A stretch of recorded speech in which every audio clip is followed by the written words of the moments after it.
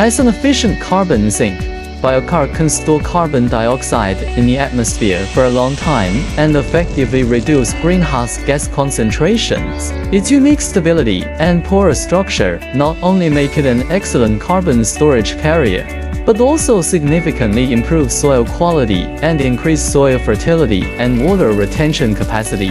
This not only promotes the growth of crops, but also reduces greenhouse gas emissions in agricultural activities, forming a closed ecological carbon cycle. The long-term stability of biochar in soil provides a habitat for soil microorganisms, enhancing ecosystem diversity and health.